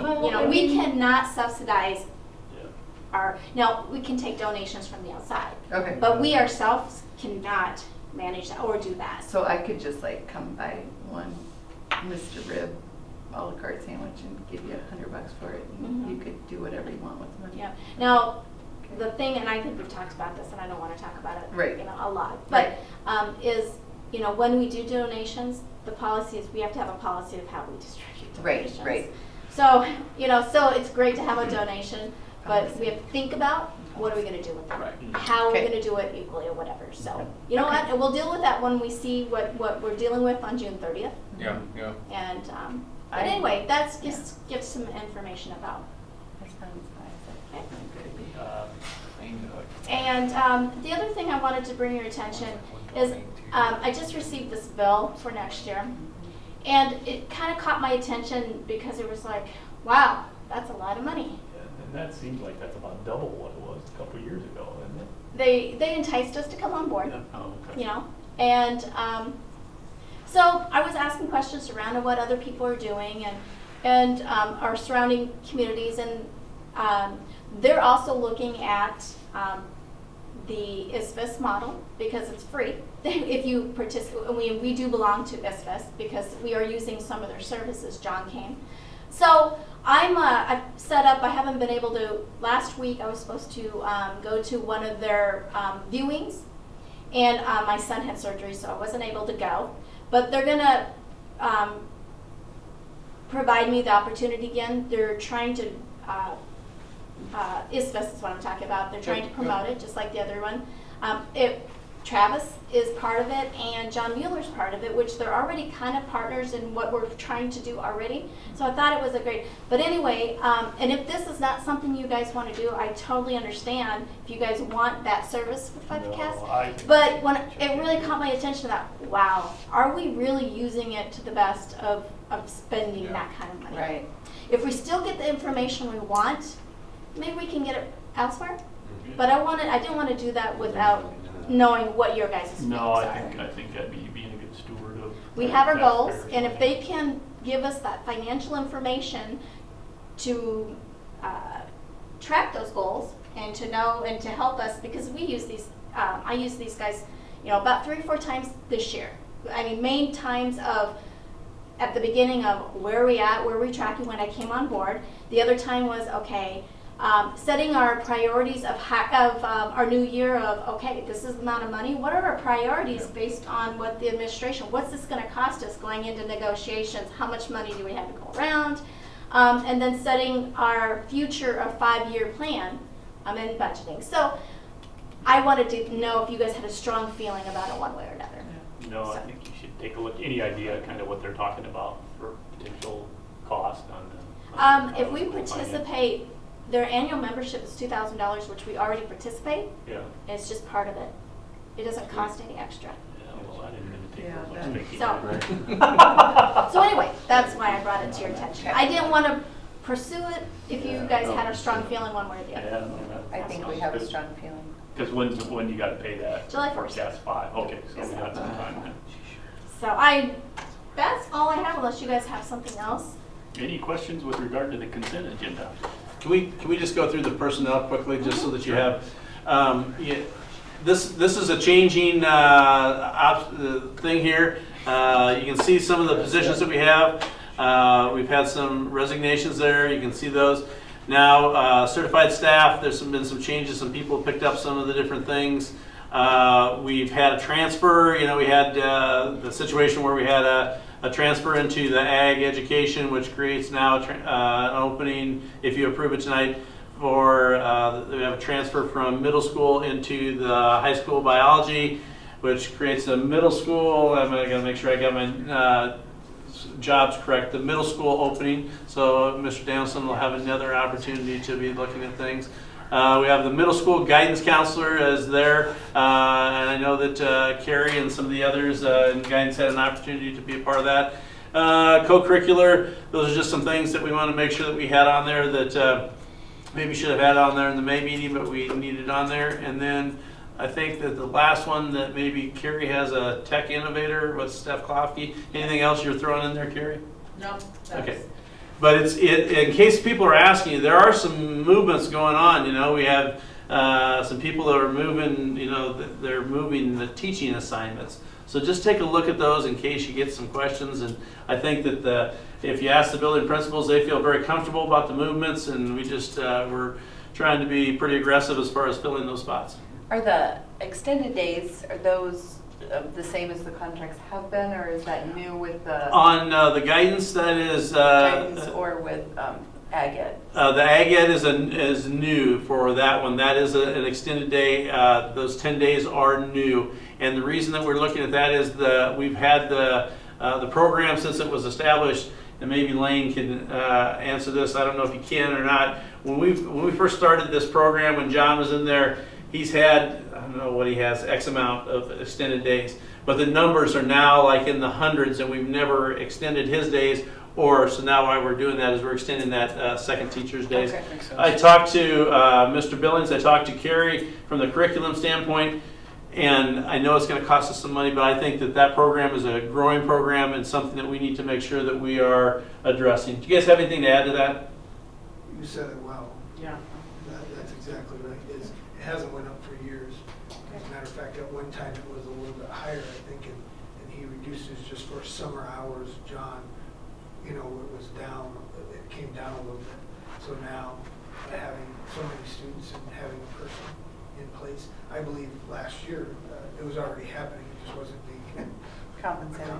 compensated. One of the things that Carrie has done with her people that are on extended contract or the instructional coaches is they have a log of and keeping what they're doing. And when I was talking to John, he does the same thing. So we're going to have the same expectation for Carolyn, so that when you look at us and say, well, do they really need to have that amount of time?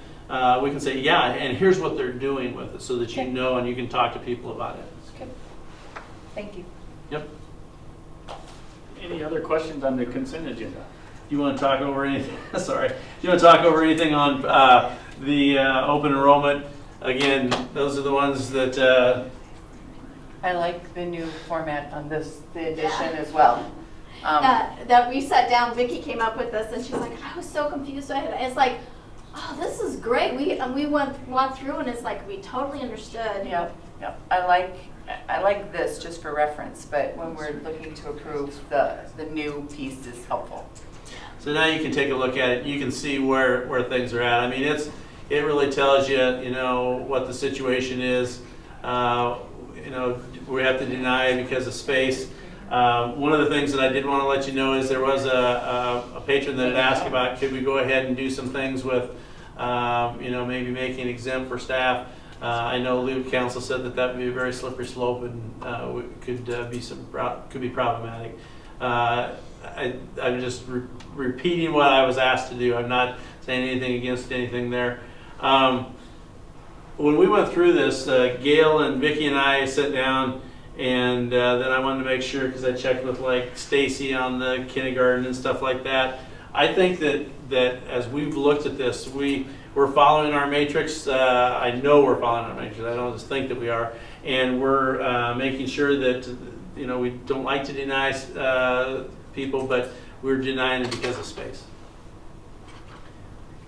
Do you have anything to add on that, Gail? I mean, I know that it seemed to work out well, and we've had districts that are asking us now to take a look at this matrix that we're using and trying to see how that they can use it.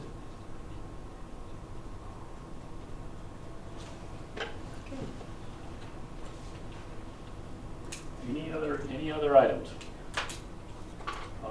Entertain a motion to approve the consent agenda. Do I have a second? Any further discussion? All in favor, say aye. Aye. All opposed? Stands approved. For calendar, anything else that we need to add other than our July meeting? Yeah, we'll kind of discuss that on Wednesday morning. What's that? Administrative review. Okay, all right. So we'll look at a date. Okay, sometime later this month then? Yeah. Okay.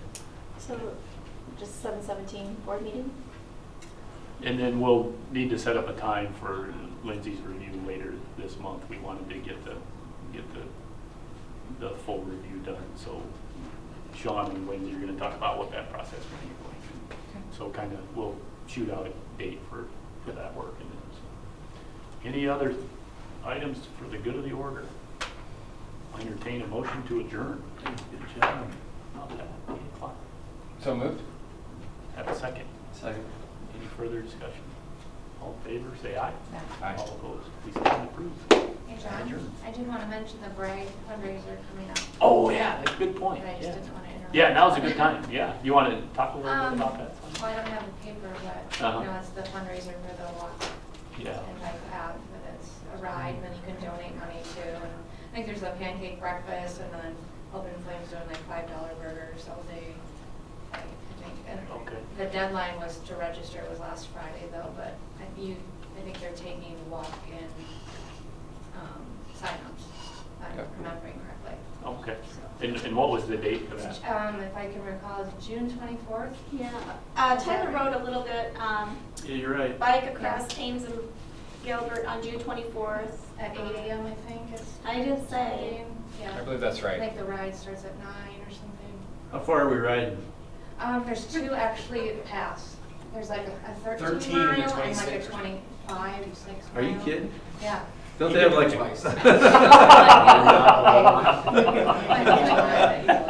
be Well, fine. they gotta have the welcome crew that sits in the open flame and waits for the people to There get you go. back. Yeah. So, all right. That's great. Yeah, thanks for bringing that up, Sonny. Yeah.